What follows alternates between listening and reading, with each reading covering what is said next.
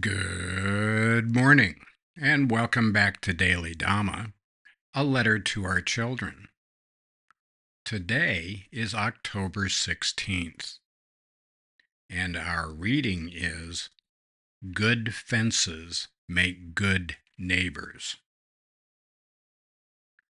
Learning how to draw appropriate boundaries is essential to a civil society.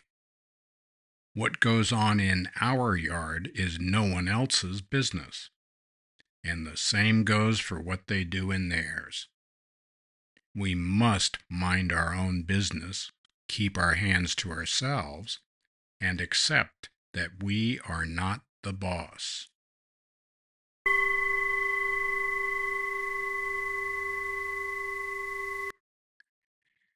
Little Mr. Bossy Pants and his oftentimes companion, Little Miss Information, are not welcome visitors.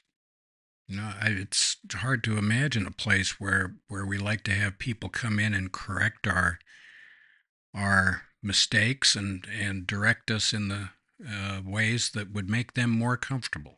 That's just not on. And it almost doesn't matter what kind of group you're talking about. An HOA is like this. An HOA, a homeowners association for non-Americans, is a organization that purports to want to keep up property values in a neighborhood and make sure that everybody is being a good neighbor. And it usually winds up with a couple of activist members running around torturing the bejesus out of everybody. Their lawn is the grass is too long, the grass is too short, there's not enough rock, the rock is the wrong color, you've got the wrong color garage door. And what started out as an effort to be helpful to neighbors turns into a nightmare for folks. There's a there's a group called the Seropimists. We saw this here too. Mrs. Dhamma belongs to the Seropimists, and the 80-year-old Seropimists here in Snake's Navel, Japan, put benches up at the bus stops, and they were kind of a nice mauve color. And then a bunch of whippersnapper 70-year-olds showed up, and they wanted to change it to a light blue. And oh my God, oh, we can't have that. And what are they doing? And where will it end? And dogs and cats sleeping together. It's the end of life as we know it. And this is what happens in groups. Groups can start out being benevolent order of this, that, and the other thing, and they're trying to help each other. But as soon as they go from having a common purpose that is more or less spiritual or helpful and become a political process, they turn into a nightmare. And you can apply that to any kind of group you want.